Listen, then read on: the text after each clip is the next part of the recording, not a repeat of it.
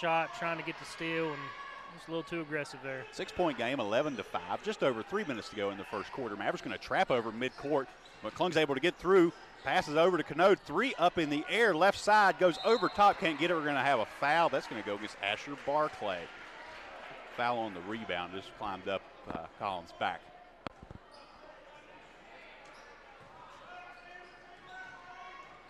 Eli Allen with the ball. He's going to pass over to Burks. Pressure applied here by the Cavaliers. Just kind of watching. They're not really putting the full pressure on. Yeah, they're wanting something particular to happen there that they see.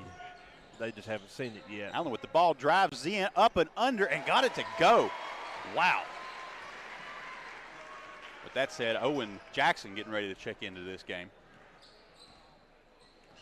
McClung's going to come across midcourt, guarded by Burks, finds Heggie on the right side. He'll be watched by Fox.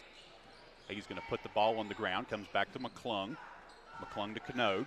Canode gets a screen from Barclay, drives in, shot up, can't get it, but he's going to be fouled. That's going to go against Colin Fox. He'll have 2 from the line. You don't see him driving don't see him driving a whole lot, but when he does, if you're out of position, you're going to pick up a foul. Looks like we're going to have Caden Parker getting back into this game here in just a second. That's Collins' first, team third here in the first quarter. Along with him, we're also going to have Matthew Thomas.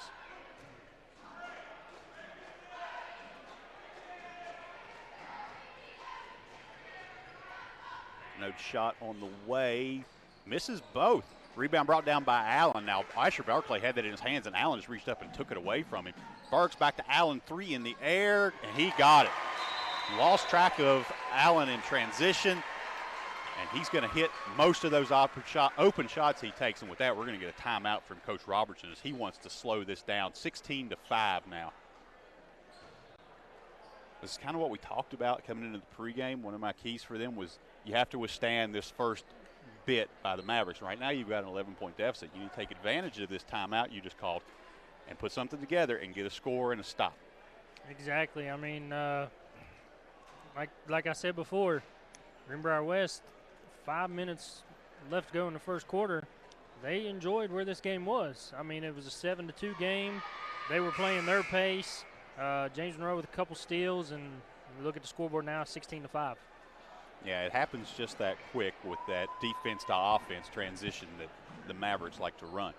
Well, the great thing about the secondary part of the fast break is, their trailers can stop out there and drop threes on you. Their trailers don't have to get the ball at the free throw line and try to convert from there. See, it does get it easier as the Mavericks are going to apply heavy pressure, and that pressure leads to a turnover. Inbounds pass goes through Asher Barclay's hands and winds up out of bounds.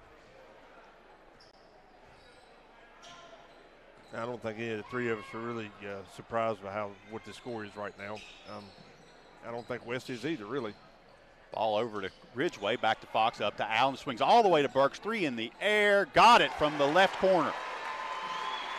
And that's how it's so dangerous. The Mavericks can turn you over and then, put a 3 on, and that's a 5 or 6 point swing on if you had gone down and scored, and that's where a lot of those big leads come from. Ball to Thomas, and he's going to travel as he tried to fake.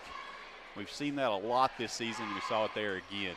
Something that they have had a point to call this year. Looks like Canode's getting ready to get back in this game, and Heggie. Yep, as soon as Thomas traveled, Coach Jared Robertson was like, time to get the 5 starters back in the game, and here they are. Allen with the ball. He's on the left side, comes back to Fox. Fox to Allen. Goes into Jackson, tries to get a backdoor cut over to Burks as he ran up the baseline, but threw it just a little bit behind him. Goes out of bounds. Yeah, we got to think Owen Jackson's also a pitcher in baseball, so he was throwing a 95-mile-an-hour fastball right there to Josh Burks. Yeah, I think John Turner, cameraman over there, is really happy that Burks was able to get a hand on that because that was coming right at him. Over to Parker, 3 in the air, off the rim, can't get it to go. Rebound brought down by Owen Jackson. Over to Burks. Burks to Eli Allen, all the way across to Fox. Fox is going to push up the 3 from the left side, and he got it. That's going to be 22-5 now, just a minute to go in the first quarter. Mavericks have loved that cross-court pass all year long. Yeah, it's just really hard to be able to defend this many guys. Great screen there from Michael Canode. Braden McClung took that in off of that hard screen and was able to be fouled as he went in. So he's going to go to the line. Wow. I didn't see who did he get. I think it's going to go on Cooper Ridgeway. Yeah. Was it Eli that he got the screen on right there? He set a screen, and it was just how you want to teach it. Shot up, can't get that one to go. Michael Canode. Wow. That is a lot to run into. Yeah, he's well constructed, isn't he? Shot up, and he got that one. So that breaks the scoring drought the Cavaliers had been on for the past few minutes. With 45 seconds to go in the first quarter, it's 22-6. Not out of this yet. The Cavaliers need to get a stop, and they do. It's going to be a turnover. Braden McClung with a steal up to Parker, and he just leads him a bit too far, and Parker can't run it down out of bounds. But just as we said they needed to stop, Braden McClung stepped in front of a pass, and they had their opportunity there, just not able to capitalize. Eli Allen with the ball at the top of the key. Fires in to Fox, and that's going to be taken away again by Braden McClung. McClung comes out of the pack, and he almost loses the ball, is able to get around, works to his right, goes up against Burks and Jackson. We're going to get a foul on the shot. He'll be going back to the line. I think they're going to get Owen Jackson on that. That's going to go on Jackson. That's going to be Mavericks' 5th foul here in the first quarter. Braden McClung able to steal that ball underneath that was intended for Fox. Came through a lot of defenders, a lot of guys getting their hands on that ball, was able to keep it and get down there and draw that foul, and he gets his first foul shot. We're going to have a new player check in for Greenbrier West. It's number 22. That's going to be Isaac Agee. Shot up and good. McClung's size, being a smaller fellow, and his athleticism, he can draw fouls just about any time he wants to when he gets down there. All the way across to Burks, back up to Allen. Allen shot in the air, too strong off the heel. Rebound brought out by McClung. McClung's going to run the court, and he's tracked down by Burks, who's able to knock it away. Eli Allen runs it down. They take a full heave down the court at the buzzer. Not able to get it to go. Cooper Ridgeway almost caught that like he was going to run in from the 20. Out the Doug Flutie back there. 22-8 after one quarter of action. We're going to take a quick break. Don't go anywhere.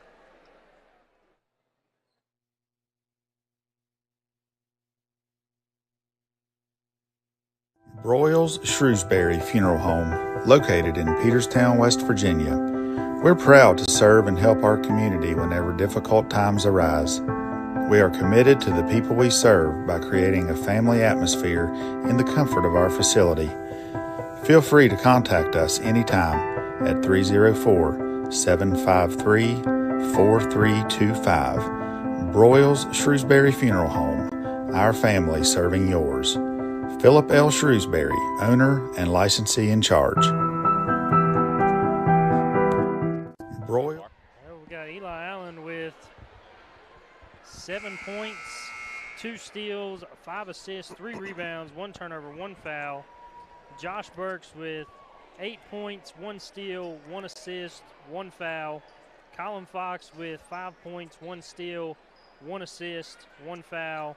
Cooper Ridgeway, 2 points, 2 rebounds, 1 foul. And Owen Jackson with 1 rebound, 1 turnover, 1 foul. So West will start with the ball. Now, if you're them, you're down 22-8 right now. That's only a 14-point game. You've withstood the first quarter. Now you need to settle in and bought the ball into Canode, and it's going to be taken away. Ridgeway ends up with it back out to Allen. Allen to Jackson. Jackson's going to drive in all the way across to Burks. He's going to have an open 3 from the right side. Too strong, goes over everything. Rebound brought down by Dale Boone. He's going to find Heggie. Heggie's going to go to McClung, and we're going to be on our way. McClung goes to the left side, comes over to 22. That's Agee. Ball's going to be tipped as Agee tries to get it back out. Eli Allen got a hand on it to Fox, now up to Burks. Burks drives in and lays up.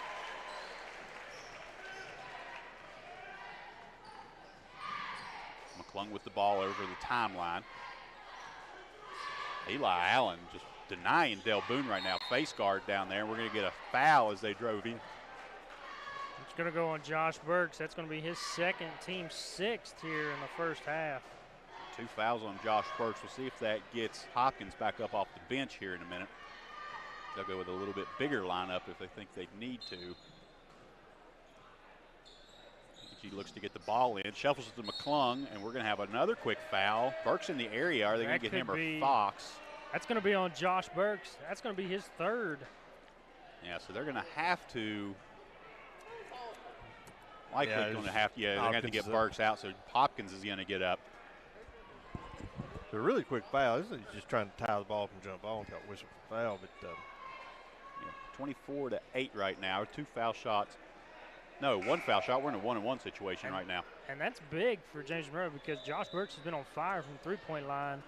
Not to mention, also, that spreads your defense out if you were the Cavaliers. So with no Josh Burks in the ball game, you only have 1 shooter now in Colin Fox, along with Owen Jackson. So Jackson's going to have to step into a role here that he's been familiar with all season. Yeah, I think with this lineup, you would just shift Jackson over to that 2 spot, or move Colin into the 2 and let Owen move out to the 3.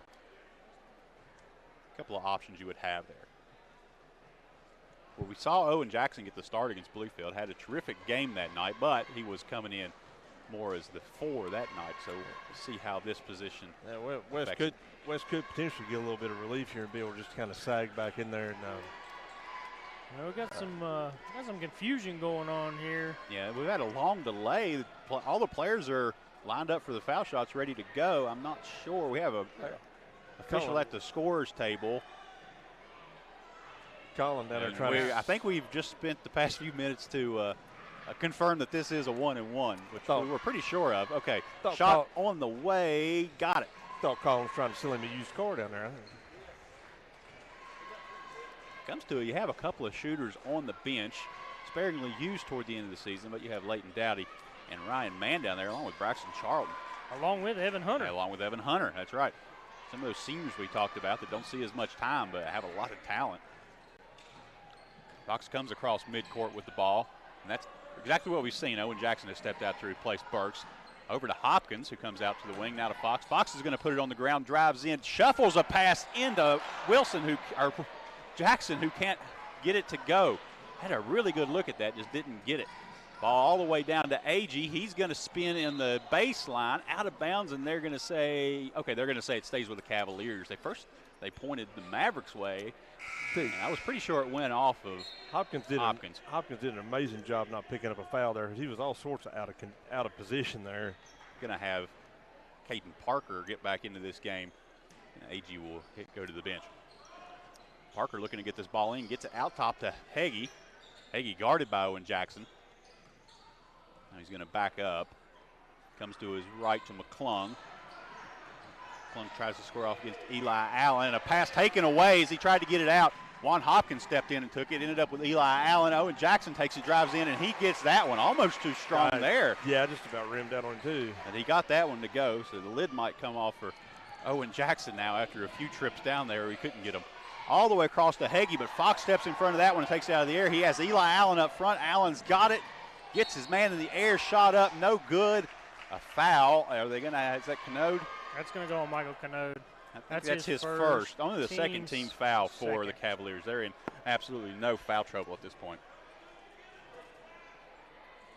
They've done a pretty tremendous job of staying out of foul troubles, having to play this Maverick defense. I'd much rather take the foul over the points here because Eli Allen misses the first. In order for Canode to get his second, he's got to be his first. And he is somebody on the West team you want in foul trouble. 26-10, just over 6 minutes to go in the second quarter. He gets the second one. Canode will inbound to Parker. Mavericks are going to put the press on after the make, and it won't be as tough of a press as they've seen. It's going to be Owen Jackson working against Parker as they come down. Ball over to Heggie on the left side. Heggie comes to the wing. Finds Dale Boone, 3 in the air, in and out. Oh, man, that thing was halfway down and it popped out. Over to Fox. Fox pushes the shot up. He can't get that 3 to go. Rebound up in the air. Michael Canode comes down and gets that ball out of a sea of white. Now to McClung. McClung drives, gets a shot up, and we're going to get an offensive foul as he put a shoulder down into Eli Allen. Yeah, it was pretty plain to see from up here. So the third foul now for the Cavaliers. 5.5 minutes to go, so they're still in absolutely no real foul trouble.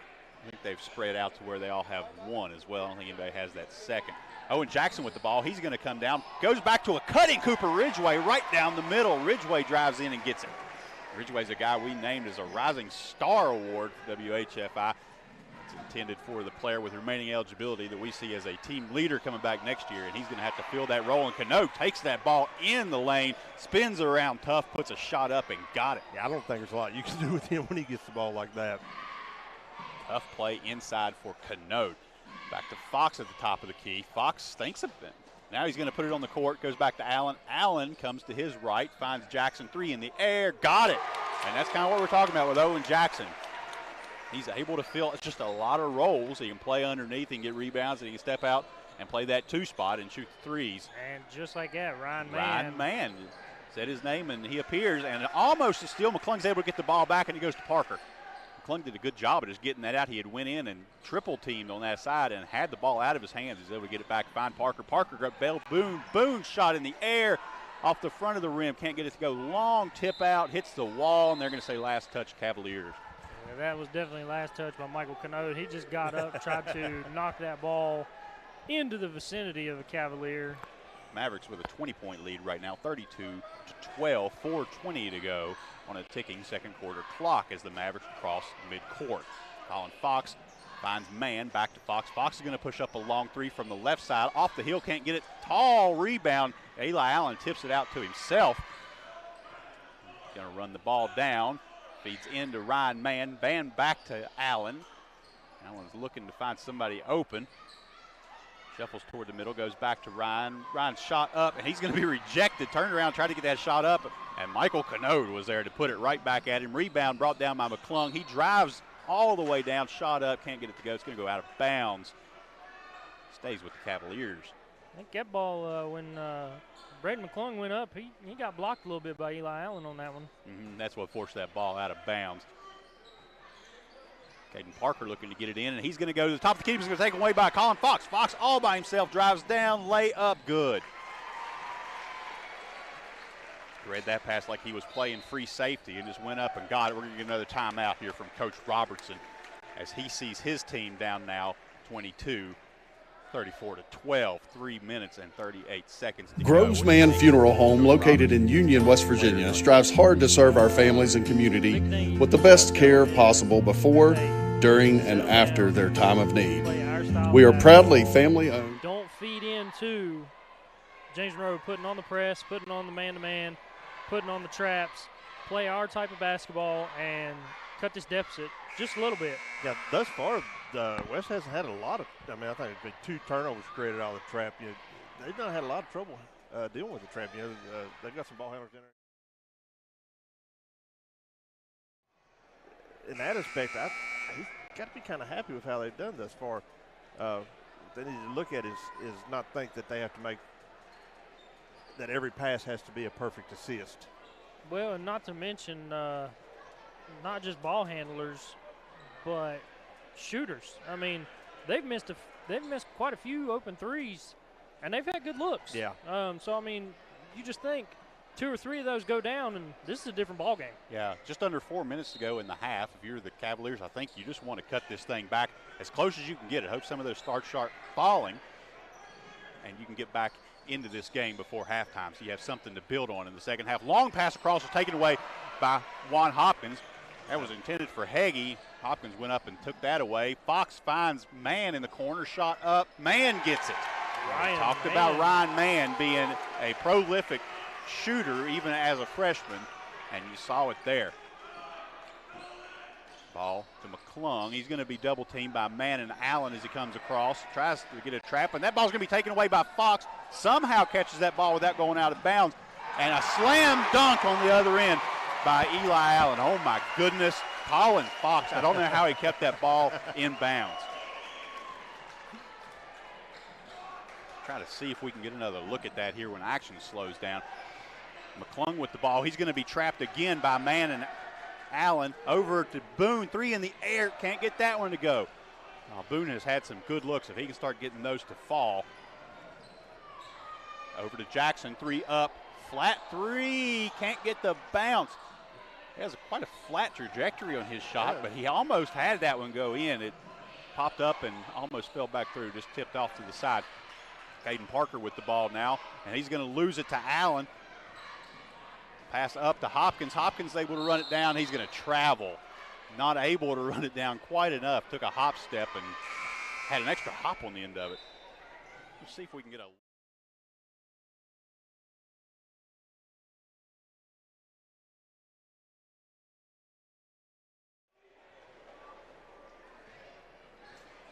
All right, we'll try to get a look at it when action slows down. Inbound into McClung, 39-12. Mavericks with a 27-point lead, just over 2 minutes to go. Right now, the Cavaliers need to go, and we got Cooper Ridgeway standing up. He's going to try to get back in this game if there's a stoppage. And there's another steal. Allen steps in and takes that one away. Tries to get it up to Jackson, but it's going to go out of bounds. And they're going to say that went out on Agee. The pass was ahead from Eli Allen, and Agee was actually up above Owen Jackson when the pass came in. I think it hit his knee and rolled out of bounds. Into man, back up to Fox. Fox goes into Allen in the lane. Allen strong to the hoop and lays it in. 41-12 now, just under 2 minutes to go in the half. Hagee comes over midcourt. He'll be trapped again by Mann and Allen. Loses his dribble, but is able to get it over to Agee. Finds Boone, three in the air. Too strong off the back of the rim. Rebound going to be fought for, brought out by Eli Allen. Eli Allen has a plethora of rebounds here tonight. Mann with the ball, back to Fox. Fox pushes up an open three from straight ahead, and he gets it. 44-12 now. Just over a minute to go in the quarter.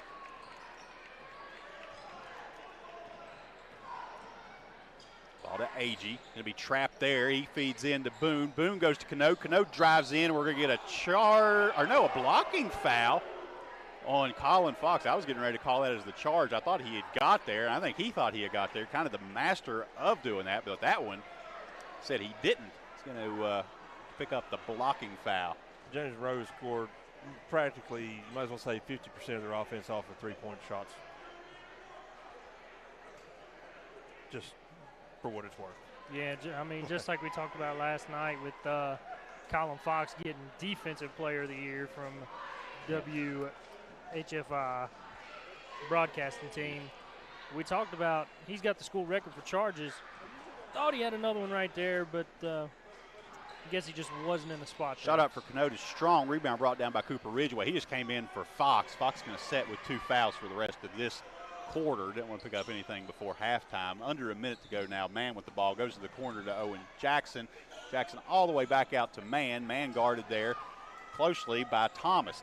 Into Cooper Ridgeway to Jackson. Another three in the air. Gets it off the heel. Can't get it to go. Long tip out to Braden McClung. McClung's going to go against Euro steps between 2 defenders. Can't get the shot to fall, though. Rebound brought down by Hopkins. Up to Allen, over to Jackson. Jackson drives in. Gets rejected by Michael Canode as he goes in. Rebound by Ryan Mann. He goes up and will be fouled. Michael Canode just went up and got every bit of that shot from Owen Jackson. Owen Jackson and Michael Canode. Owen Jackson might actually have an inch there on Canode. He just went up with the vertical. 44-12 now. First foul shot, no good. That foul going to go against Isaac Agee. It'll be his second. Michael Canode going to come out of this game right now. Yeah, I believe Owen's still trying to shake the trauma of that off of himself here now. Didn't get a good look. I think that, it was Hagee that just came in for Look Canode. at that. Now, rebound out to the Mavericks. Cooper Ridgeway gets it. Over to Mann in the corner to Allen. Allen's going to drive in. Feeds a pass. It's going to be taken away by Agee. It was intended for Hopkins. Hagee ends up with it. He's going to be guarded by Mann. 15 seconds to go. He runs the court. Will be trapped by Ridgeway as he comes off. Try to force a pass out of the trap to Agee, and it's going to sail out of bounds. Just a funny little stat here with 11.3 seconds left. Only 2 players have shot free throws for the Mavericks are brothers, Eli Allen and Ryan Mann. Very interesting stat there. That family deep in this team right now. Into Hopkins. Hopkins puts a shot. I can't get it to go. Rebound brought down by the Cavaliers. That was Asher Barclay. Shot up. Can't get that one to go. And at halftime, folks, Mavericks lead 44-12. We're going to take a few minutes break and get a chance to hear the interview we have with Coach Savage, and we will be back.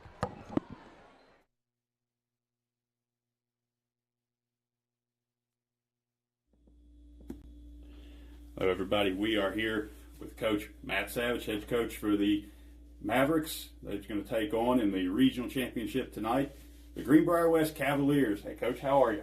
I'm good. How are you? I'm good. How was this week of practice, getting ready for this game? It was an excellent week of practice. Sometimes when you get these, one game a week deals, it's hard to keep them focused. And I get that. Sometimes it's hard for us to stay focused. They came in Monday right after school, ready to roll, and they've been focused all week. It's been one of our better weeks of practices. Elephant in the room, we'll get it out of the way. Of course, this is the team that came in and won the regional game 2 years ago. Has that played in? Is that still something that's thought about by the team?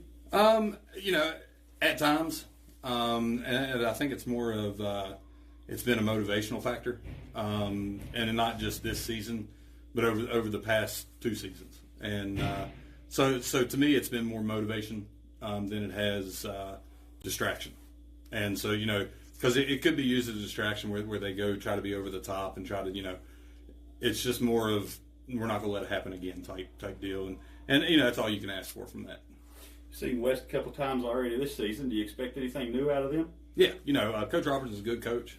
He does a good job, and he's always going to throw something different at you. You never know where it's going to come from, and so we prepared for a lot of stuff tonight, and so we'll see where that comes from. Did you learn anything last year from your state championship run? Don't want to get ahead of ourselves, but anything you'd do differently this year if you head up to the state championship game or the state tournament? I'll tell you what I told the boys. I'll talk to you tomorrow after the game. But we did learn a lot, and not just for a state tournament run, just in general. That was the first time that this group of boys and us coaches had been on that stage. And so, we learned a lot. We were able to bring back not just for games, but for our practices and different things we can do. And, I won't say everything we learned, but you're definitely going to learn something from that. And, hopefully the boys can take care of business tonight and, we can see what happens from there. We saw a pretty heavy press against Riverview last week. Can we expect to see the same kind of thing tonight? We'll see. It's we have 3 different types of presses we run. Some of them look the same depending on who we're playing. But we're going to start off in one of them, and we're going to try to see how that goes and go from there because everybody knows it's not a secret. It's not something that we're giving up, that we like to speed up the game. And so that'll be our goal, and we have 2 or 3 different ways we're going to try to do that. So we'll start in one of them, and if it's not working, we can flip-flop to the other one and go from there. But if it's working, if something's working, I come from the old school where if it's working, why would you try to fix it? And so, we're going to start with one, and if it's working, you probably won't see us get out of it for a while. Speaking of the press, how much do you guys work on that during practice? Because, like we talked about on the radio or TV, when that ball's in the corner, they're like sharks in the water. Like they're right on it. Last year, we put in the press that we're running now, and we worked on it probably 45 minutes a day. We never ran it, except just here and there. But we didn't need to because, once again, what we were doing was working. Yeah. And this year from the get-go, we decided that we were going to put in a press, and we did. We worked a lot on it, probably 30 minutes a day. About halfway through the season, we were playing Clay Battelle and Tucker up at Tyler Consolidated, and we changed everything on our press that we'd been doing up to that point. And we completely went to a different type of press. Not that it was wasted time, because there's concepts that are good for any type of defense. But and so now we're in more of a man-to-man with help, backtrap, whatever you want to call it, defense. And we learned a lot from we won both games up at Tyler Consolidated, but we learned a lot. That was probably our biggest learning lesson of the year. And since then, to answer the question, we go 30 to 45 minutes a day, whether it's full working on it or just working on the concepts of it. You mentioned last year's team there. What do you think biggest difference between this year's team and last year's team is? Offense. It's more spread out. And not that last year's was bad, obviously. I mean, it turned out pretty good for us. But, at times, Shad and Eli would take over games in their scoring, which worked great. I'm not fussing about last year at all. Sometimes Cameron would come up with a big game, but it wasn't every game. Sometimes Colin would come up, but it wasn't every, And so this year it's more spread out, and we fuel our points from a lot of different places. And to me, I think it makes it even more difficult to guard because you're not looking at one player or two players. It's pick your poison. Who are you going to try to stop? Okay, try to slow down Eli, which is hard to do, but try to slow him down because we've got a couple more that are just going to dagger you to death. To me, the biggest difference this year is on the offensive end, and I don't speak offense very often, but on the offensive end, it's definitely a different team this year. What's been this season so far? What has been the most exciting game that you've had coach-wise this year? Bluefield. I'll answer that. That's easy. And it's more because of the history with James Monroe Bluefield basketball. Because it's, just to be honest, it's not on our side. The history of it. It's just not there. And to take care of them like we did this year and even once last year, that's it's been fun. And to me, there's been a lot of big things that happened this year that I've enjoyed, but just off the top of my head, those two are definitely the two that have been the most fun for me. I could probably answer this one, but which one was more sweeter, the one away or the one here? Home. Home. I mean, that's an easy one. Yeah. And it's because of the support we have. The people you all have listening right now, the people that come to the games, the support in Monroe County is awesome. Like it's for a small community that we have, it's amazing the support we have. And so to me, it would be hard to top. Going back to the support, how much did it grow from sectionals last year to regionals and then the state run? What was cool was last year is, you had the sectionals at Greater Beckley, or, against Greater Beckley, but it was at Bluefield State, and the gym was packed. But you weren't for sure how many people were there because it's a different type of gym. I don't know how many people can fit in that gym. We didn't know, but it was packed out. And so I was like, I wonder what regional is going to be like. Well, we come back here, and I mean, there's not even standing room. It was just completely. And I'm like, man, nothing can beat that. Well, then you go to states, and 80% of the gym is filled up with purple. It was just amazing. And so, winning helps. I know that. I'm not the smartest guy, but I get it. Winning does help. But the support that the community's been giving, like I said, it's awesome. Yeah, I think that filters down. We saw the Mount View middle school girls just had an undefeated season. Peterstown boys had a really good season. There's a lot of interest at that level and below in basketball now. I think we can credit you guys in this run you've had for a lot of the kids being interested in that. I know that comes down to my side. Yeah, definitely. I mean, how proud are you of the boys for what they do off the court as well as on the court? Oh, I'm more proud off than I am on. And it's little things such as watching them after a game when a kid comes up to talk to them and they stop to talk. It's not just a high five. They stop to talk. And things of that nature to me. Of course, I'm getting older, but to me that's 100 times more important than anything they can do on the court. Yeah. And I don't even know if they see that now. I think they're doing it just because that's who they are, and which is awesome. Yeah. But one day they're going to look back and understand when we brag on them about that stuff, because we brag on them about off the court stuff more than on the court. We just do. That's our thing. And so one day they'll look back and understand where we come from on that. But to answer your question, way more proud off than on. Try to wrap this up here, but tournament going on this week. Have you had a chance to watch any of the girls' tournament? Yeah, I've watched probably 7 or 8 games already. And it's exciting. As a high school athlete, I got to come down to Charleston twice in basketball when I was in high school, and it's an exciting time for these kids. And if we're blessed to be able to win tonight, it's memories they'll have for a lifetime. Everybody, that's Coach Matt Savage. Big game on the line tonight. Trip to Charleston. Don't go anywhere.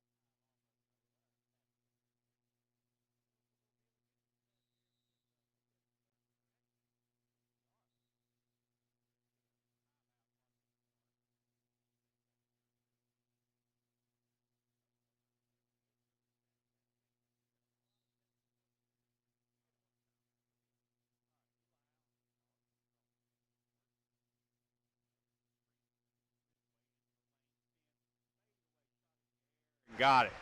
That's pretty. Yeah, speaking of Eli Allen, we'd like to give a shout out up to Morgantown, to some of his blood.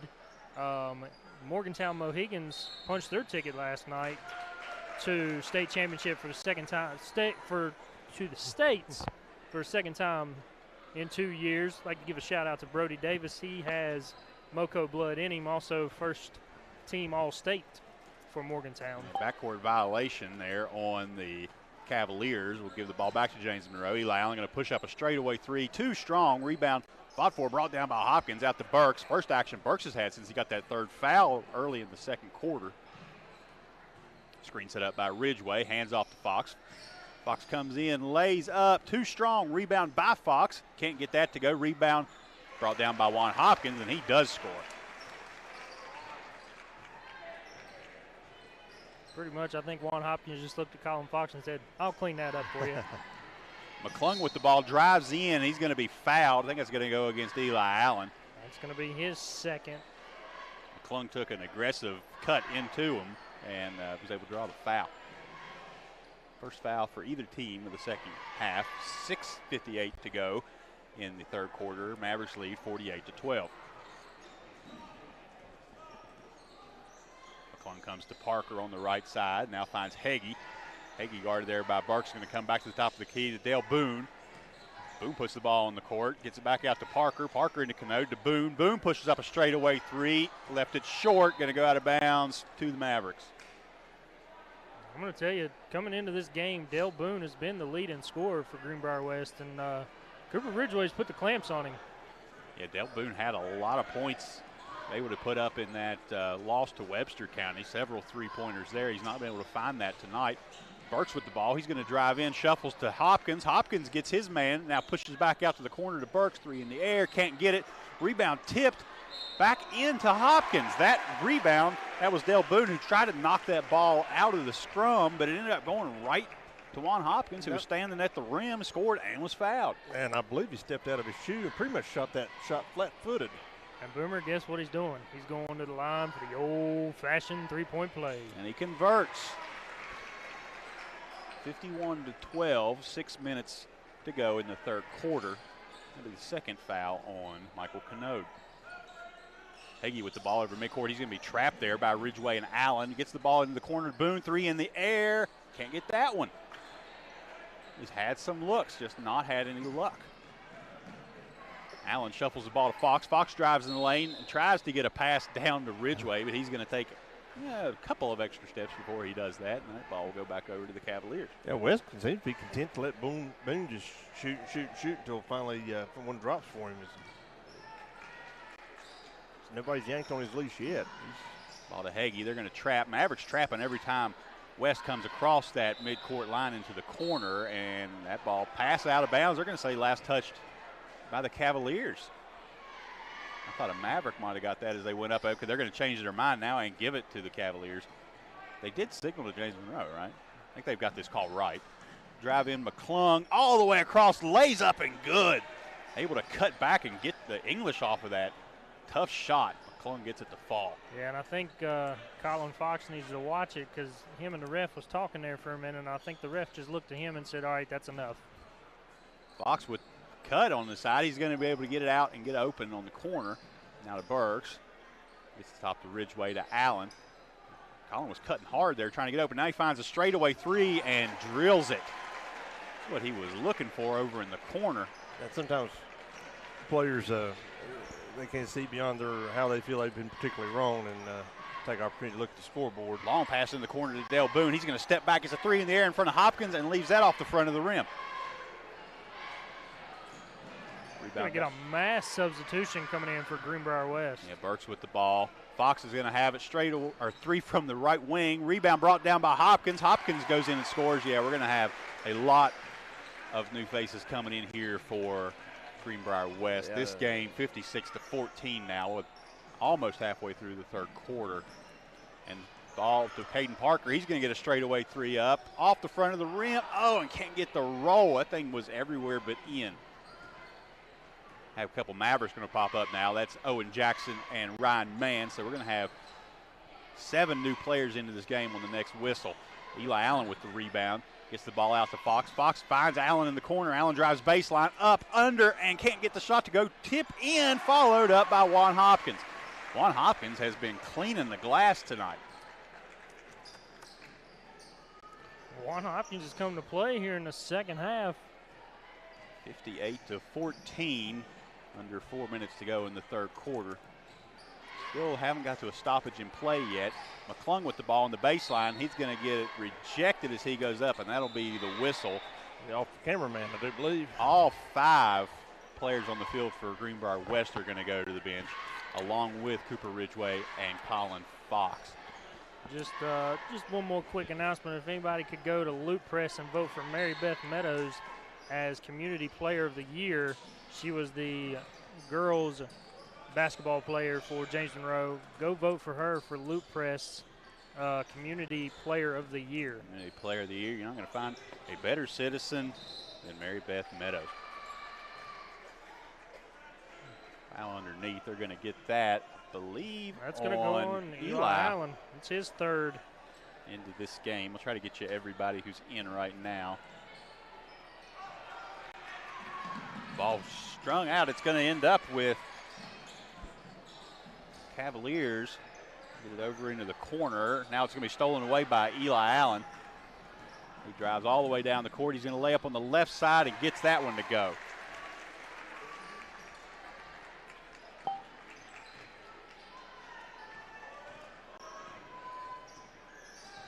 Matthew Thomas with the ball, works against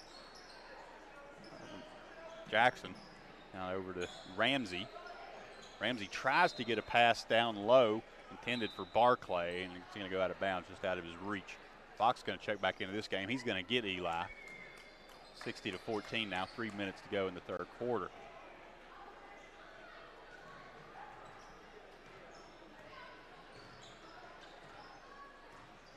Fox controls over the jump circle. He's going to work against Thomas, gets a screen from Jackson, works to his left, finds Hopkins, back out to Burks. Burks going to be guarded there by Dixon. Shot up from the corner, that was Thomas, not able to get it to go. It's going to go out of bounds. Last touch by the by the Mavericks. Yeah, somebody interfered with that pretty good. Yeah, Colin Fox went up for a 3, and looked like Matthew Thomas just got a pretty good hand on that one. Said no. Ball to Ramsey. He's going to work to his left. Taken away by Fox. Fox just steps right in front of that. All the way in. Shot up no good. We're going to get a foul on the shot. I believe that's going to go against Isaac Agee. It might be his third. I think it is his third. And we're going to get Eli Allen checking right back into this ball game. And maybe. Now we'll see how long these starters for the Mavericks stay in here tonight. Shot in the air by Fox. Got it. They're going to want to play as much as they can. This is a game they have worked their whole careers for, and it's going to be their last, the seniors' opportunity to be on this court. But I think by the end of this game, you will see those other seniors in. Second shot up from Fox, up and down.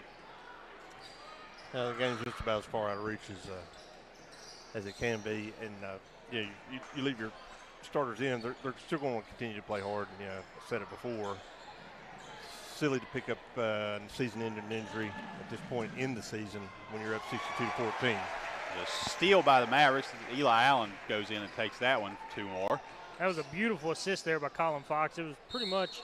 We're going to get a foul on Allen as he stepped in front of Matthew Thomas. That's going to be his 4th. Yeah, I don't think Eli wants to foul out of his last game on this court, so we'll see if his day comes to an end here early. Like I say, as I was saying before, that assist by Colin Fox looked like an alley-oop. Thomas throws the ball in, is able to cut, get it back. Shot up and no good, but Isaac Agee skies up, gets the tip in and is fouled, so he's going to have an opportunity here for a 3-point play. That's going to go against Josh Burks. That's going to be his 4th. So we now have Josh Burks and Eli Allen both with 4 fouls with 1:54 left to go in the third quarter. Shot up and rims out. Not able to get it to fall. Rebound brought down by Mann. I don't see anybody standing up down there, so maybe Coach Savage is going to let this play out and see if they foul out. Ryan Mann with the ball. Back to Fox. Fox 3 in the air. Rims around. Can't get it to go. Rebound brought down by Ramsey. Ramsey in a scrum there, about 4 Mavericks trying to get that ball back from him. He finally gets out of it, finds Agee, now over to Thomas. Thomas is going to control the ball down the court. He's going to be trapped by Fox and Allen. Now gets the ball over to Dixon, and we're going to have a whistle Colin for Fox. It's going to be his third. Fouls starting to pile up here for the Maverick team. In this 64-16 game, under a minute and a half now in the third quarter. And here we have the Maverick bench getting active. I see Cooper Ridgway, shot up, going to be knocked out of bounds. It'll stay with the Cavaliers. Cooper Ridgway is going to check into this game. Owen Jackson, Evan Hunter, and Ethan Gano. So that's going to be the night. And they're going to get some hugs as they go off. That's going to be it for Colin Fox, Juan Hopkins, Josh Burks, and Eli Allen. Folks, those guys stepping off that court right now is going to signify the end of an era for James Monroe basketball here at home. Ball in, number 31, Asher Barclay, shot up, can't get that to go. Long rebound, goes out to Dixon. Dixon's on the baseline, floater in the air, not going to get it, but he's going to be fouled. We're going to get another foul here. Might be on Ryan Mann. It's going to go on Cooper Ridgway. Cooper Ridgway. That's his second. So a couple seniors in right now, getting their last bits of action on this court. And Evan Hunter and Ethan Gano. We still have Braxton Charlton on the bench. I imagine you'll see him come in just a few minutes. Probably at least start the fourth quarter with him, I would expect. I would say you'll probably see all of them over there with their warm-up jerseys on come in some point in this fourth quarter. Shot up, no good. Rebound brought down by Ridgway. Ridgway gets it over to Hunter. Hunter finds Jackson. 3 up from the right corner, off the front of the rim. Can't get it to go. Long rebound goes out to Matthew Thomas. Thomas is going to go through everybody, but Hunter takes it away. We're going to get a whistle. I think Hunter's going to pick up his first foul. Turn around that. Who, me? Look. 41 seconds to go in the third quarter. That's going to be the 7th foul on the Mavericks for this half, so we'll be in a shooting situation for the rest of this game on the Cavalier end. Shot up from Thomas, can't get that one to go. Rebound brought down by Ridgway and knocked out of bounds. Say last touch by Ramsey, so it'll stay with the Mavericks. Kind of interested to see if any of the West starters come back into the ball game, because he took them out early into the third quarter. Jackson with the ball, turns, long pass, tries to get it to Mann. It's going to be taken right out of the air by Agee. He drives in against Mann, shot up and got it. Ooh, Asher Barclay went up strong after that to tip it in and almost interfered in the cylinder, but got his hand away in time.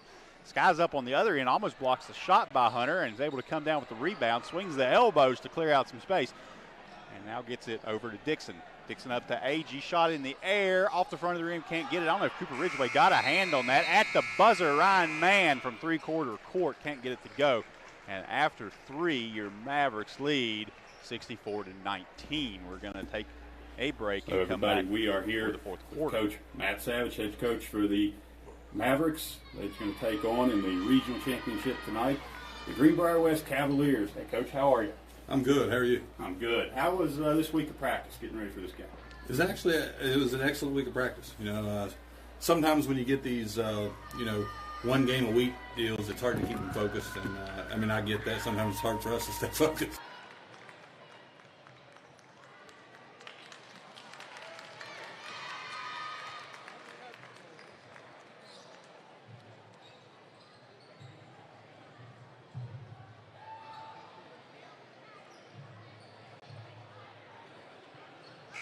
I didn't get the stats after halftime. Jeremy, how do they look? Well, we got Eli Allen with 18 points, 7 steals, 1 block, 9 assists, 8 rebounds, 1 of 2 from free throw line, 2 turnovers, 4 fouls.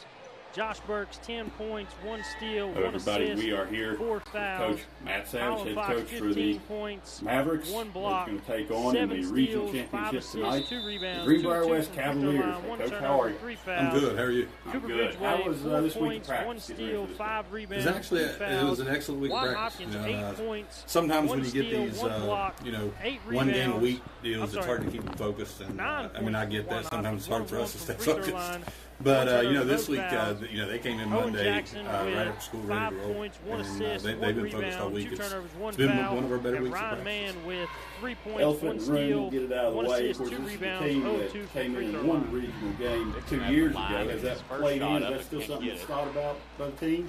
And just You like know, we had at thought, times, you're going to see Braxton Charlton and I think it's starting more in the of fourth quarter, it's been a along with motivational Chaz factor, Boggs. and not just this season, Second shot up but for over Dixon, the he past gets it. 2 seasons. And so to me, it's been more When the ball motivation comes across the than midcourt, it he has gets screen there from distraction.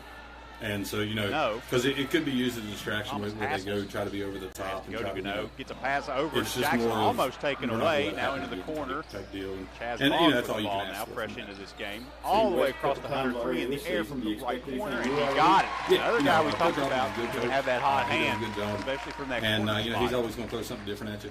You never know Hunter. what's. Dixon with the ball. Comes into the corner to AG. AG drives baseline, shot up, trickles around, and he gets it. I'm going to tell you right now, this Isaac Agee kid, he's a player.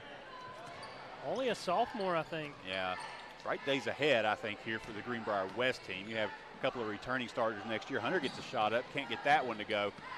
That's going to be taken down again by AG as he drives Euro step up and in. The sophomore putting on a show here in the fourth quarter. As we said, though, a couple of these starters will be back next year. Juniors, Braden McClung and Tanner Heggie are clearly big parts of this. And now you've got some of these guys we're seeing. I think you'd have a pretty good squad out of Charmco next year. A fun league to watch. Rebound brought down on the miss. It's Matthew Thomas. He drives in, gets a pass into Ramsey. Ramsey turns, going to lose it to Chaz Boggs. Boggs finds Owen Jackson. Now we have Leighton Dowdy. He's going to stand up and get into this game here in a minute. Probably going to check in for Owen Jackson if I had to bet money on it, but I'm not a betting man. Yeah, I think you're probably right. Hunter drives in. He gets a layup and is fouled. That's going to go against Matthew Thomas, and he'll have an opportunity for three-point play. And here, massive subs again on the Greenbrier West side. It looks like they're going to let those seniors get back in and close out this game for their what is likely going to be last high school game playing for the Cavaliers. And a nice round of ovation from the crowd as these guys come back in. So you're going to have Caden Parker, Michael Canode, and Dale Boone, huge parts of this team for many years, going to get an opportunity to go out on the court. Looking at West, they suffer from the same fate a lot of teams have against James Monroe this year. Otherwise, you know, they don't appear to when they play James Monroe because, yeah, this is almost past 2 years for James Monroe. It's almost been once in generational type of a storm. I apologize. There's a number on the court I don't have on my roster, so I'm not sure of his name. I'll see if I can find it for you. And there's a steal. That's no, that was Evan Hunter, wasn't it? He took that ball and went in. He's going to be fouled as he goes up for the layup. I don't think it was a foul. I think it just knocked it away. I was going to say knocked out. Okay. Back in, goes to Charlton, now to Dowdy. 3 in the air, and Dowdy gets it. Ladies and gentlemen, that'll be a scorer the name that you need to remember for next year's team. Leighton Dowdy, only a sophomore. You're going to have Brady Baker getting ready to check in. Dale Boone 3 up, can't get that one to go. That's going to long rebound out of bounds. And here comes Brady Baker checking in for Chaz Boggs.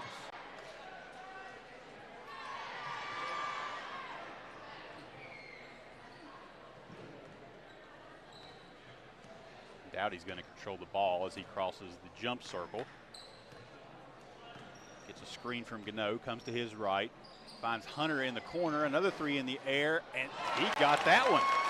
Trickled all around and fell. And that's going to be Ethan Hammonds, the player I did not have a name for a moment ago. So Ethan Hammonds into this game. Ball going to be tripped around. Michael Canode loses it to Charlton. Charlton finds Dowdy. Dowdy going to push up a three from the right side, and he got it. I mean, Dowdy just stepped up. Nobody right there, just stepped up, drilled it. Coming off the bench cold, and has knocked down 2 threes. Parker goes to Crane. Crane fresh into this game.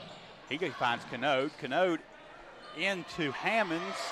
Not able to get the layup to go. Rebound brought down by Baker. That was a nice looking pass, though. Hunter controls, finds Gano, back to Hunter. Straightaway three in the air, and he got it. Now, this is what we talked about before the game, guys. There are players up and down this Maverick roster who could start for a lot of teams around the state. And they happen to be here, and they've checked their egos, and they've accepted their roles. And that's one of the strengths of this team. Three in the air from Dale Boone. Not able to get that to go. Some frustration from Dale Boone tonight. Normally, a prolific three-point shooter has just not found his shot tonight. An unfortunate timing. Now we're going to have some substitutes. I thought they'd let those seniors go the rest of the way, but they have some mass subs again. And Caden Parker's headed to the bench, but looks like McClung's going to stay out. Shot up in the air by McClung. Can't get that to go. Rebound finally brought down by Brady Baker. He goes to Leighton Dowdy. Hunter tries to get a pass in to Brady Baker, and that's taken away by number 5, Dixon. And actually McClung, I believe, is off the court now, so all the seniors have come off. Hagee with a shot up from the baseline, up and no good. We're going to get a foul on the rebound. It's going to go against Asher Barclay. We're going to get Chaz Boggs checking in for Leighton Dowdy. I'd say Leighton Dowdy's probably not seen the last bit of action for the night. He'll probably check back in here. 3:30 under now to go in the fourth quarter. Mavericks lead 82-24. Hunter drives in, lays up, can't get that to go. Rebound brought down by Barclay, and he hands off to McClung, who is in. Okay, I didn't see him a moment ago. I thought he had went off, but he's going to remain in this game. So Brady McClung still in the game.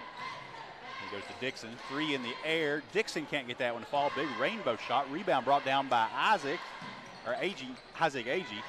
Can't get his shot to go. Brady Baker with the ball.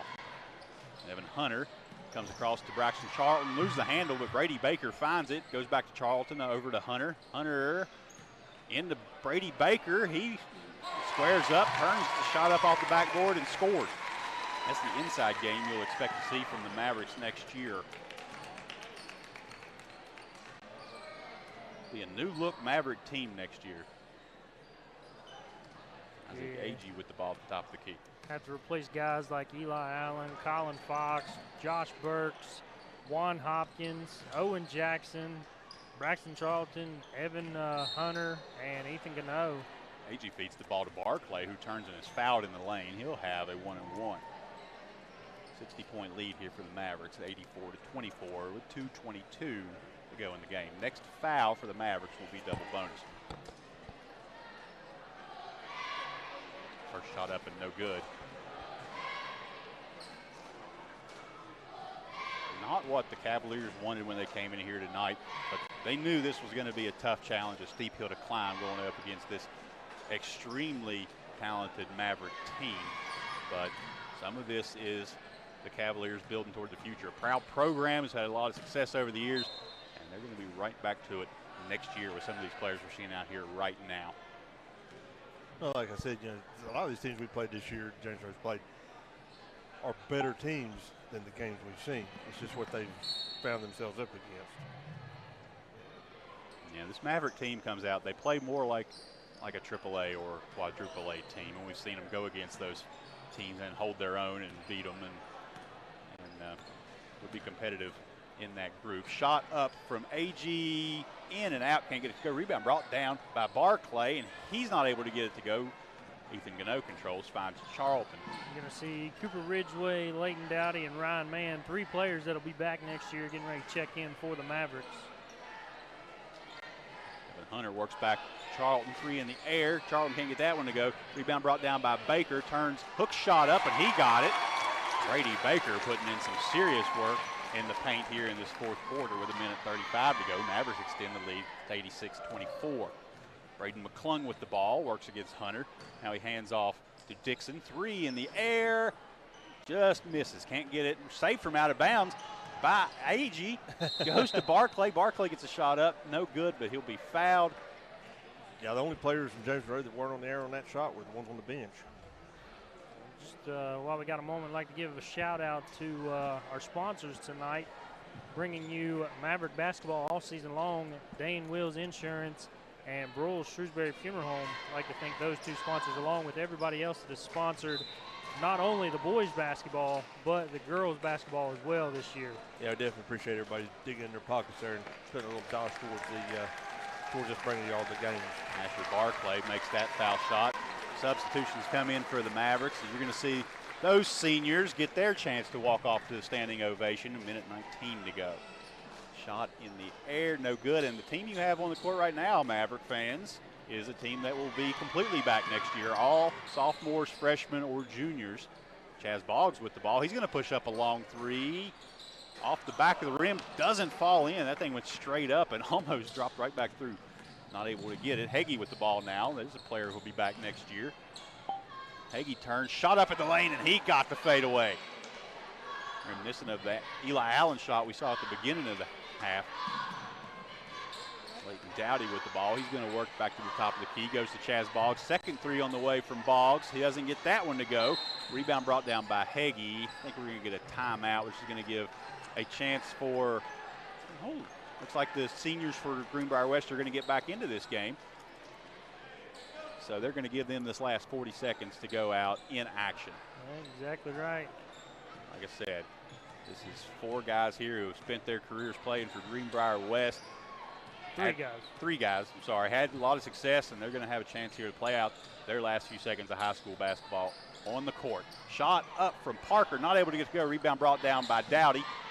25 seconds to go. Dowdy finds Mann. Mann's going to pull back. Don't know if the Mavericks will push anything here, and they're not going to hold it. 15 seconds to go, and both teams are going to be content to let this go off. And the teams are going to meet here at center court and exchange some friendly pleasantries. A rivalry game here, but two teams who have a lot of respect for each other, a lot of history between these two teams as well. And that, folks, is your game. It ends 86-27. James Monroe, your section champions, and will return. Region champions. We did the state section thing earlier. We're headed to state. Region champions, and they will return to Charleston next week. And we won't be going with their state championship. This, of course, being our last broadcast of the season. You'll be able to listen to those games from guys like Hoppy and do almost as good a job as we will. Yeah, he's been taking some notes from us this year. Yeah, I'll let Hoppy. I'll give him a couple of pointers. Yeah, exactly right. Like I say, before we go off the air here, I'd just like to give a shout out to Samantha Thomas, my girlfriend, and also Mikey McDonald and Emily McDonald. Love you guys. Oh, you'll be able to listen to those games on WHFI. You just won't hear us. We will have the broadcast there, so tune in and you'll hear Hoppy on our station. Mavericks hoisting the trophy. We're going to take one quick break here. Let some ads roll, and we will be right back with your full post game. Don't go anywhere.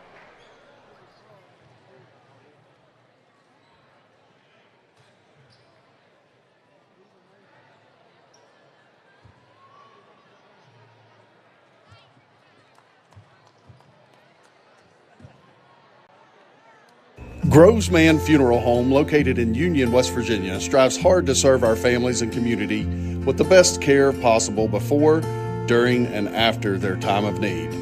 We are proudly family-owned and operated, and our staff is committed to serving our families, whether it's making pre-need or at-need funeral arrangements. Feel free to contact us day or night at 304-772-5335.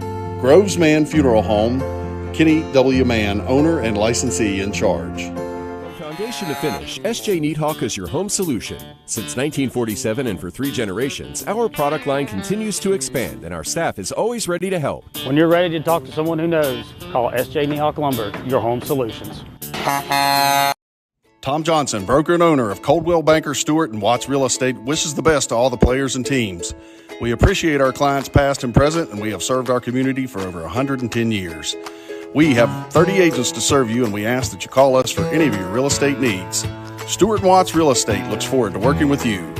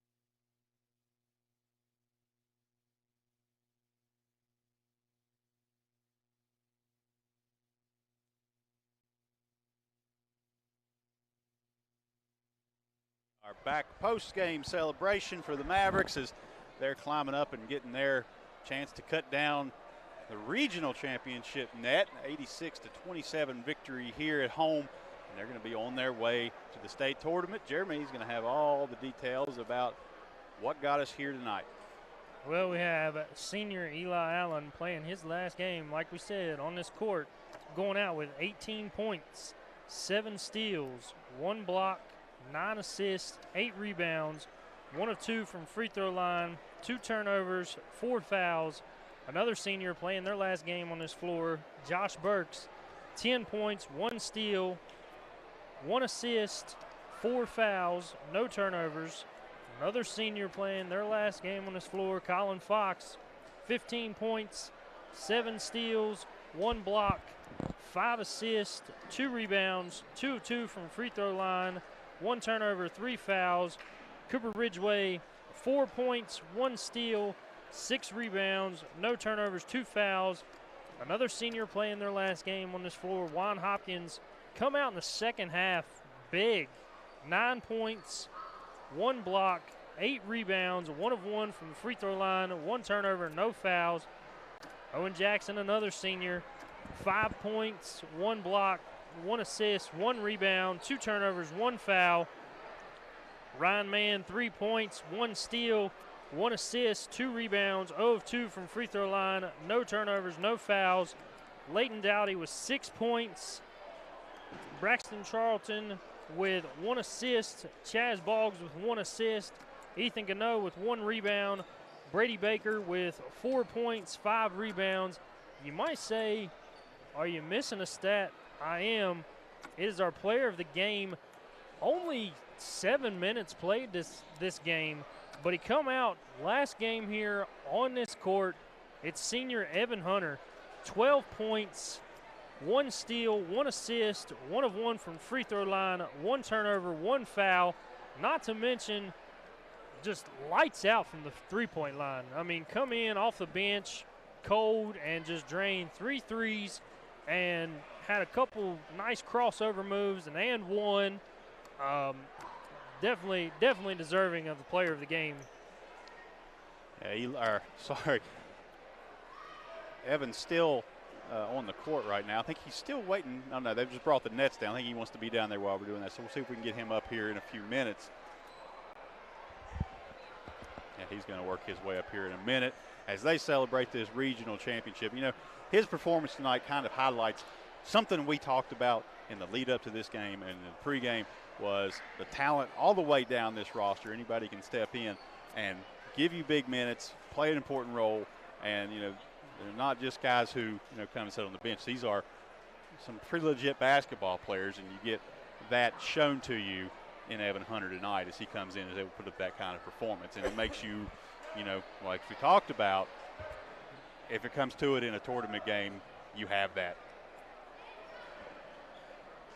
Yeah, I mean, exactly right. Like we said before, you have players sitting on the Maverick bench that could come out and start for any single A team in the state, in my opinion at least. And Evan Hunter come out, knew it was his last game on this court, definitely didn't want it to be his last game in a James Monroe uniform, and absolutely showed out. Mavericks getting a picture with the trophy and plaque in the net. You can see it on your screen if you're watching. And Evan Hunter will make his way up here after that, and we'll be able to get to talk to him a little bit. But, hey, this game's over. James Monroe is going to advance to the state tournament again. And kind of like Coach Savage wouldn't talk about before the game, now we can start talking about that state tournament, teams we might see up there, and how those matchups are going to look. I would say if I was a betting man, and like I said, Boomer and Jamie, I'm not a betting man, but I'd say the Mavericks are going to get the #1 seed going to the state tournament. You're going to see teams like we said, the winner of Webster and Riverview tonight.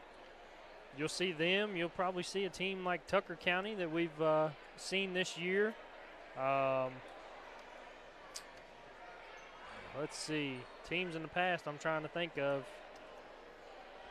Last year you had Greater Beckley, who advanced out of this region as well. Of course, they won't be there this year. Magnolia. You'll have Magnolia probably. St. Joe's team that we played last year. I can't even remember. Well, Bannister James Rose going out and playing these AAA, AA schools earlier in the season, some of which they lost. Those are good losses, if there is such a thing. Kind of salts the ham there a little bit, you know. She's ready to go out and play something different. You know, you're not having to read the same book over and over and over again. Don't have any updates on any of the single A boys games going on around the state right now. We'll see if any of that information starts to roll in, but we should know those tournament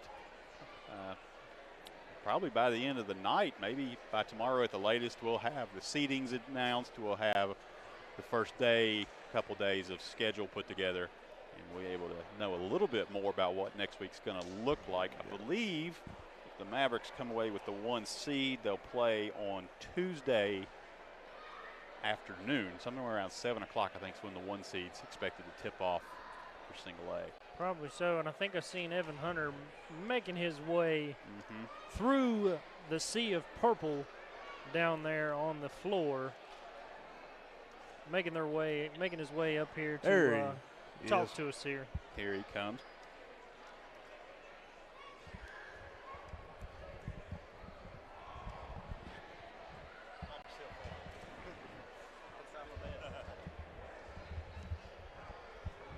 Hey, but congratulations. You guys are regional championships. You're heading to state. How's it feel? It feels great, man. You guys have put in a whole lot of work this season. You came in. Read a stat line off so he can hear it. Well, I'm going to tell you, I'm not a math magician, but I think he was in the game for maybe like 7 minutes, something like that. 12 points, 1 steal, 1 assist, 1 of 1 from free throw line, 1 turnover, 1 foul. And, I mean, coming off the bench cold and hitting those 3 threes, not to mention a very, very impressive drive to the basket and one. What's your mindset when you come into a game right there to be able to put up those kind of points? What do you think? You know, man, I just try to get out there and give the best I got every time, and hopefully try to find some teammates. I had that 1 turnover trying to find Brady Baker down at the bottom, but other than that, felt pretty solid. Now, you know, we got to talk. We got to talk to the team. Was it yesterday? It was yesterday. And one thing we mentioned was a lot of players here, a lot of talent, and accepting a role for what it is. Tell me about that mindset you have this year, and just how you guys have bought in as a team. Yeah, man, like you said, I mean, we got talent all the way down the bench. I mean, like you could put any 5 out there, and we go out there and put some points up and, you know, just do the job. How's it feel, Evan, for you taking a year off and then coming back? And did you watch any of the games last year, and it just made you just miss playing basketball for James Monroe, or what happened there? Yeah, it felt great coming back. I mean, I just realized how much I missed it sitting out there watching from the bleachers, and I just realized how much I wanted to get back out there with the guys.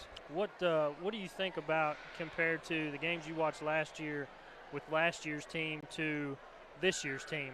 What stands out the most to you? Probably the team chemistry. Everybody shares the ball very, very well. I mean, there ain't nobody just sitting there waiting. You always got to be ready for the ball to come get you. Tell me about practice a little bit. You know, we've got to watch a couple. It's always a live practice. What's it like just practicing with these guys every day? You guys are working to get a little bit better. It's always kind of a high-tempo practice, right? Oh, yeah, man. It's always very, very electric. And, I mean, they're very competitive. Everybody wants to get out there and win. And I don't know if y'all saw us warm up, but we have that little warm-up drill. It's a little 3-on-3, and, I mean, it's just back and forth no matter who's on the teams. Yeah, ultra competitiveness. And just high motors for everybody. You guys don't want to leave the gym when practice is over, from everything I've seen. Well, guys, that's it. I mean, that's a regional championship on your way to state. Third time in school history the boys have gone to state. Second time in 2 years. It's just a special group of guys. And right here we have our player of the game for the regional championship. Evan Hunter came in and showed what he's got here tonight. Get some more chances to do that next week as we go into the state tournament. That's going to be it for us tonight. James Monroe takes the victory, heading back to Charleston. Folks, it's been a great pleasure, honor to cover both these teams this year. Happy to have the opportunity to do it and bring you guys the games. And exactly looking forward to starting up again. Not to mention, looking forward to next week. Don't forget, just because we're not on the air, don't stop following these guys. Yep. There's something special to watch, that's for sure. Yeah, you can tune in everywhere you've tuned in right now to watch the games next week. We will see you there. God bless. Broyles Shrewsbury Funeral Home, located in Peterstown, West Virginia. We're proud to serve and help our community whenever difficult times arise. We are committed to the people we serve by creating a family atmosphere in the comfort of our facility. Feel free to contact us anytime at 304-753-4325. Broyles Shrewsbury Funeral Home, our family serving yours. Philip L. Shrewsbury, owner and licensee in charge. Tom Johnson, broker and owner of Coldwell Banker Stewart and Watts Real Estate, wishes the best to all the players and teams. We appreciate our clients past and present, and we have served our community for over 110 years. We have 30 agents to serve you, and we ask that you call us for any of your real estate needs. Stewart and Watts Real Estate looks forward to working with you. Groveman Funeral Home, located in Union, West Virginia, strives hard to serve our families and community with the best care possible before, during, and after their time of need. We are proudly family-owned and operated, and our staff is committed to serving our families, whether it's making pre-need or at-need funeral arrangements. Feel free to contact us day or night at 304-772-5335. Groveman Funeral Home, Kenny W. Mann, owner and licensee in charge. Monroe shirt signs and embroidery for Southern West Virginia. We can handle all your needs, from signs to apparel to uniforms. We offer all the services that you're looking for. Choose Moco, yeah, Moco for embroidery and more. Call 304-772-4444. Alcova Mortgage is here for good. We are locally owned, value great communication, and are committed to our Greenbrier County community. Alcova Mortgage in Lewisburg, 304-645-2478, or visit lewisburglender.com. For your mortgage lending needs, Alcova Mortgage, NMLS ID 118-4517, NMLSconsumeraccess.org, Equal Housing Lender. Terms and conditions apply, all loans subject to credit approval. That's Alcova Mortgage in Lewisburg. From foundation to finish, SJ Needhawk is your home solution. Since 1947 and for 3 generations, our product line continues to expand and our staff is always ready to help. When you're ready to talk to someone who knows, call SJ Needhawk Lumber, your home solutions. In 1949, founder Jack K. Brown was passionate about building and was very demanding that quality and craftsmanship be the hallmark of his company. Since 1981, this passion has been passed down to the current owners, Don and Janet Turner, Jack's son-in-law and daughter, who ensure that the founder's commitment to excellence is paramount in all facets of a construction project. The third generation is now also involved in the company. Don and Janet's 3 sons bring their specialties to the company by providing architectural, legal, and project management expertise to customers, thus ensuring that the passion for detail, craftsmanship, and quality will continue.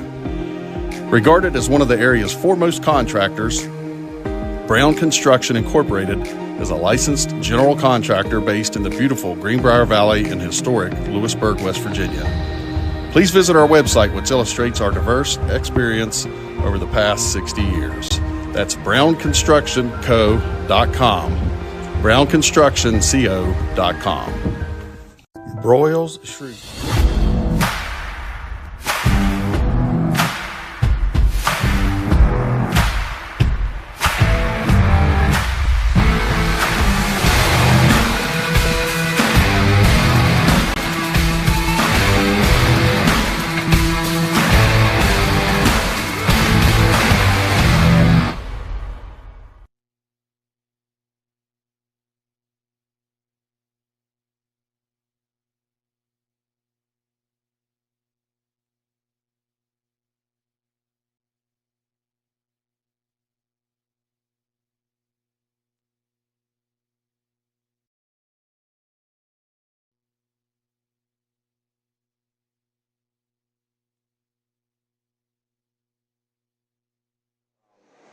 That's a nice big number right there. Dale with 129 rebounds. Dale averaging 14.5 per game. Cano averaging 12.1 this season. Those are good numbers out of your seniors. We're not even talking numbers here, but Caden didn't have the night I'm sure that he could hope for here tonight. He really wanted to make a push to that assist record this season, and things just didn't fall that way for him. And then you just talked about Matthew right there. So we've talked a little bit about the youth there, but I want to give you just a second to reflect on your seniors one more time before we move on. Matthew, we talked about it before. 90 days, and they're gone. It's out there. I mean what I said. You're the best teammate I've ever coached. There every day, 110% every week. You had more kids like that in the world today, the world would be a better place. Praise for us every game. He's a super kid. Yeah, Kate. Good job here being a point guard. Always has a bit of soft spot for a point guard. And we just didn't score consistently enough for him to take it out of that assist record. So it's really been a lot of force for this basketball team. Did a great job running the point. We talked about wanting him to score a little bit more, but you also got to give credit to a kid that doesn't care if he scores 2 or if he scores 10 too. So really appreciate all he's done.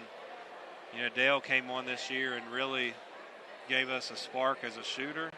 We talked back in the preseason about if we were going to be successful, we had to shoot the ball better. He shot the ball well for us this year. When we lost Chris, with Asher coming along, he had to play inside a little bit more, and he got in there and rebounded and helped us out. And Michael, Michael's just a phenomenal kid. KV's always talking about, I wish he wasn't quite so nice.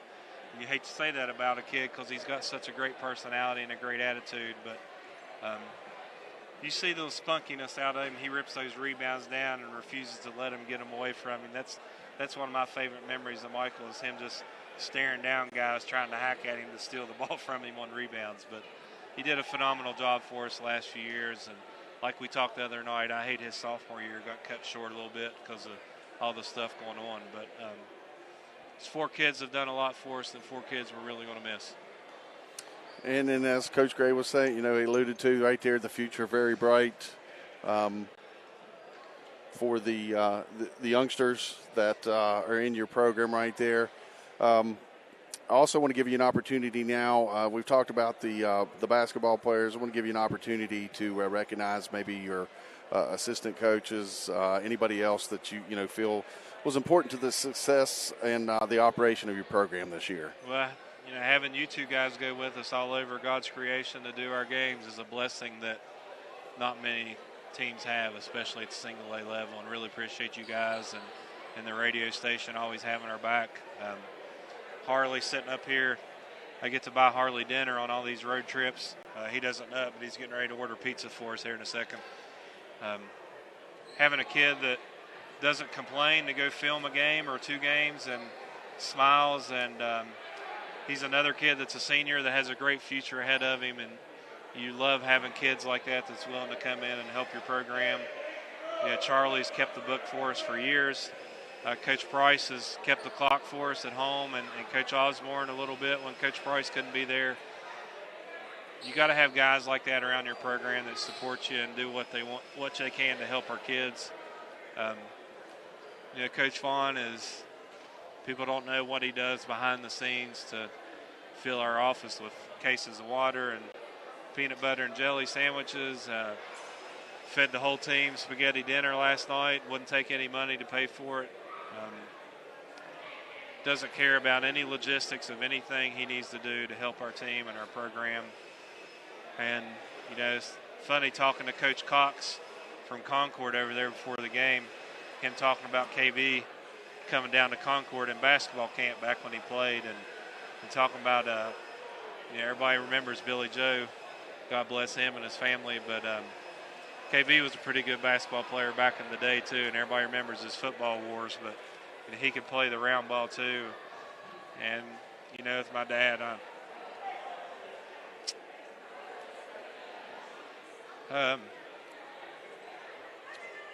he's 76 years old, and I want to say he missed 2 practices all year long for a couple work things he was doing. Texts me or calls me about every night to,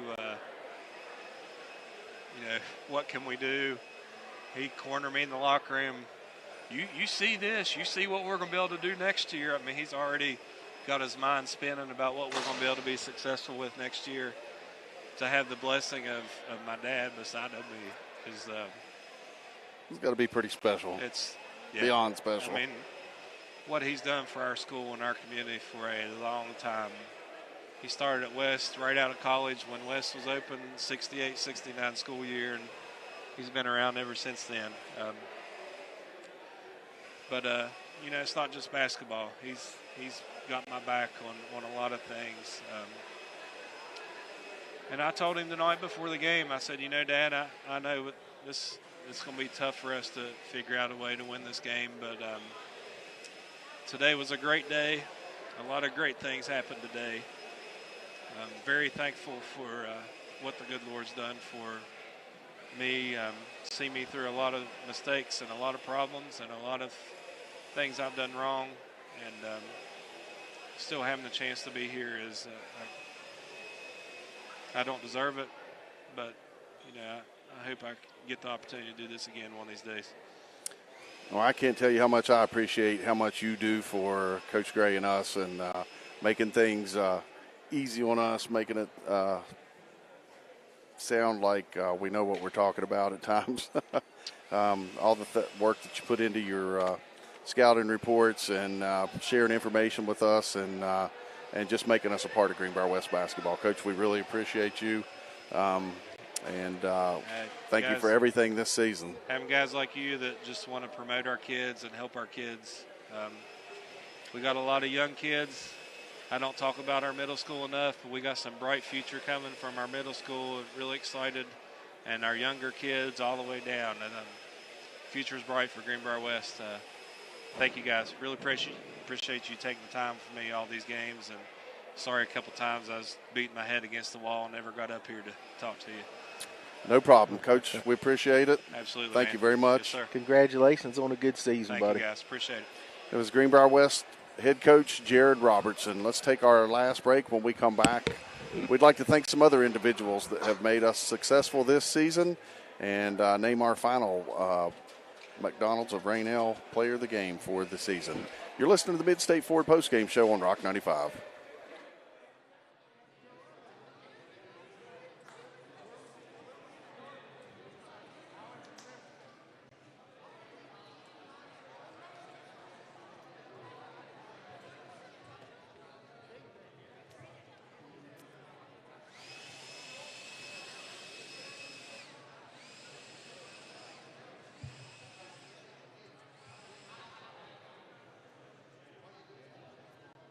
Broyles Shrewsbury Funeral Home, located in Peterstown, West Virginia.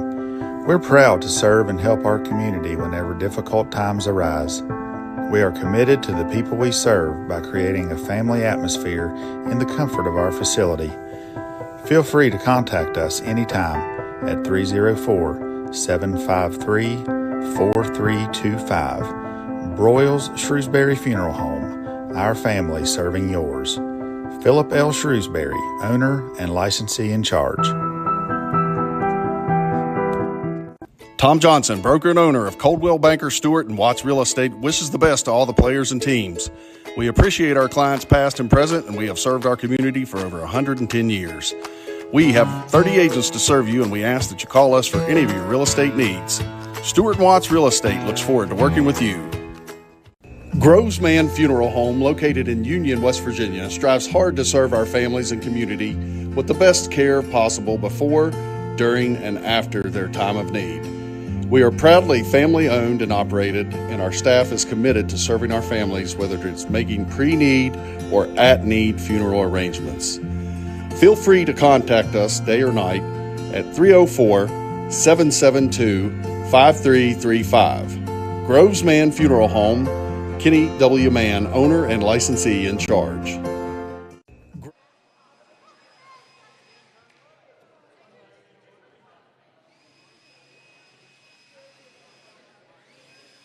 show, the Class A Region 3 co-final. James Monroe victorious here tonight, 86-27. They will head to Charleston to defend their Class A state championship.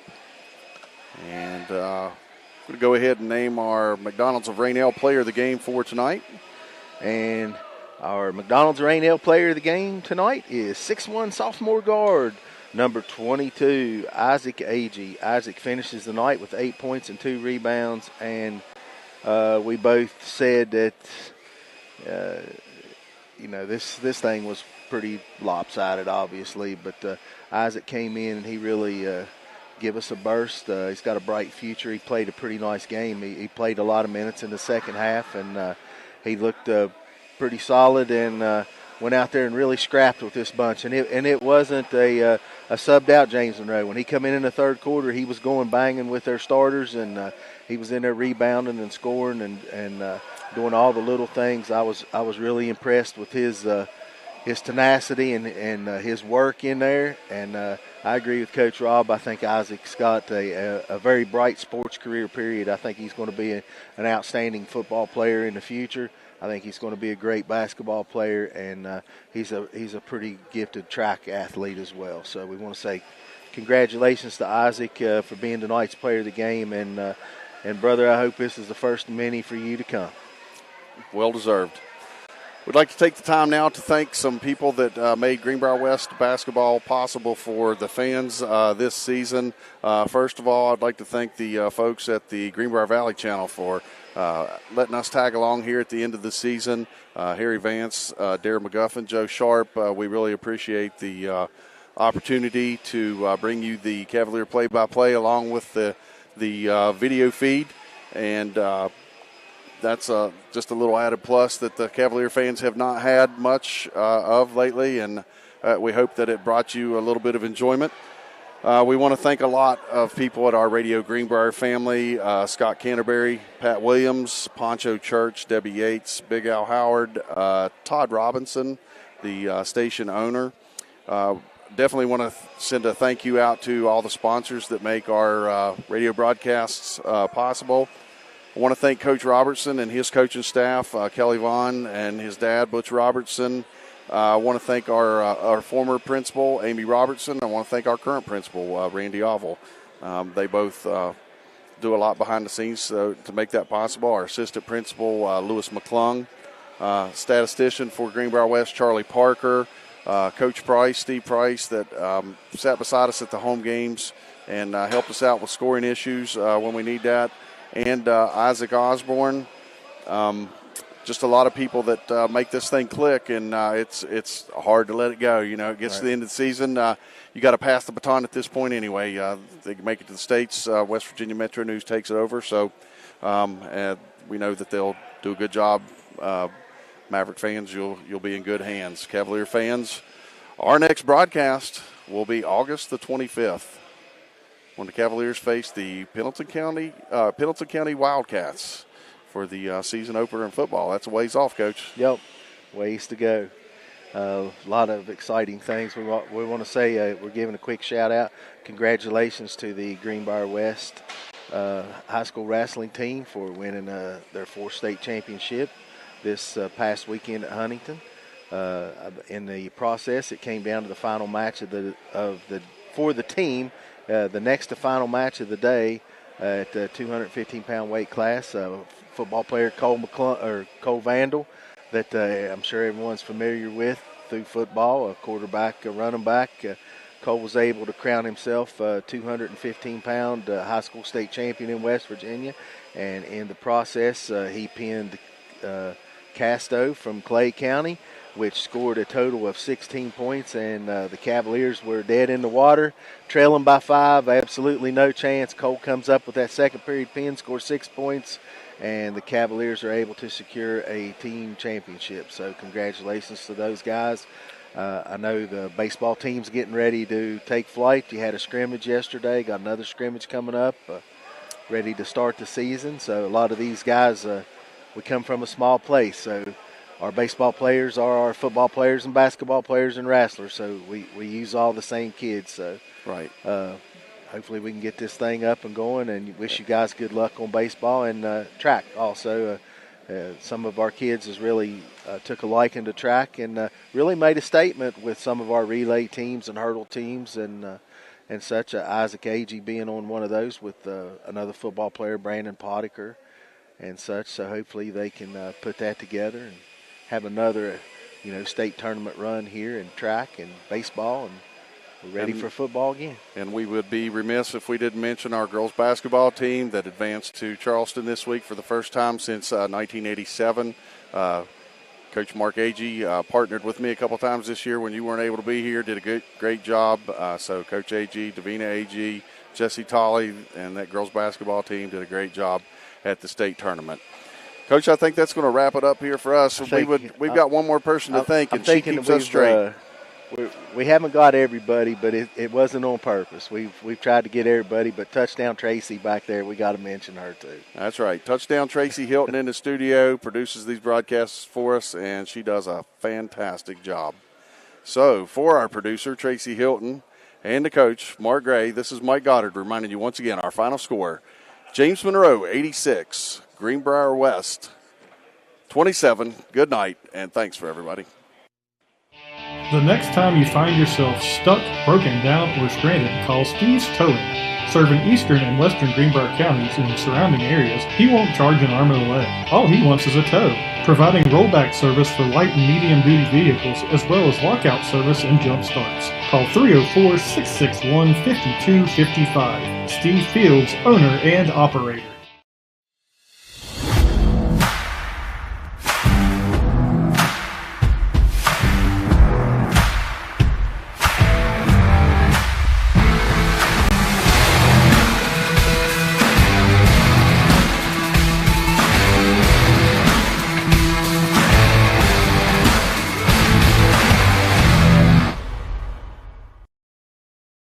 Broyles Shrewsbury Funeral Home, located in Peterstown, West Virginia. We're proud to serve and help our community whenever difficult times arise. We are committed to the people we serve by creating a family atmosphere in the comfort of our facility. Feel free to contact us anytime at 304-753-4325. Broyles Shrewsbury Funeral Home, our family serving yours. Philip L. Shrewsbury, owner and licensee in charge. Tom Johnson, broker and owner of Coldwell Banker Stewart and Watts Real Estate, wishes the best to all the players and teams. We appreciate our clients past and present, and we have served our community for over 110 years. We have 30 agents to serve you, and we ask that you call us for any of your real estate needs. Stewart and Watts Real Estate looks forward to working with you. Grovesman Funeral Home, located in Union, West Virginia, strives hard to serve our families and community with the best care possible before, during, and after their time of need. We are proudly family-owned and operated, and our staff is committed to serving our families, whether it's making pre-need or at-need funeral arrangements. Feel free to contact us day or night at 304-772-5335. Grovesman Funeral Home, Kenny W. Mann, owner and licensee in charge. We're Moco shirt signs and embroidery for Southern West Virginia. We can handle all your needs, from signs to apparel to uniforms. We offer all the services that you're looking for. Choose Moco, yeah, Moco for embroidery and more. Call 304-772-4444. Alcova Mortgage is here for good. We are locally owned, value great communication, and are committed to our Greenbrier County community. Alcova Mortgage in Lewisburg, 304-645-2478, or visit lewisburglender.com. For your mortgage lending needs, Alcova Mortgage, NMLS ID 118-4517, NMLSconsumeraccess.org, Equal Housing Lender. Terms and conditions apply. All loans subject to credit approval. That's Alcova Mortgage in Lewisburg. From foundation to finish, SJ Needhawk is your home solution. Since 1947 and for 3 generations, our product line continues to expand and our staff is always ready to help. When you're ready to talk to someone who knows, call SJ Needhawk Lumber, your home solutions. In 1949, founder Jack K. Brown was passionate about building and was very demanding that quality and craftsmanship be the hallmark of his company. Since 1981, this passion has been passed down to the current owners, Don and Janet Turner, Jack's son-in-law and daughter, who ensure that the founder's commitment to excellence is paramount in all facets of a construction project. The third generation is now also involved in the company. Don and Janet's 3 sons bring their specialties to the company by providing architectural, legal, and project management expertise to customers, thus ensuring that the passion for detail, craftsmanship, and quality will continue. Regarded as one of the area's foremost contractors, Brown Construction Incorporated is a licensed general contractor based in the beautiful Greenbrier Valley in historic Lewisburg, West Virginia. Please visit our website, which illustrates our diverse experience over the past 60 years. That's brownconstructionco.com, brownconstructionco.com. Broyles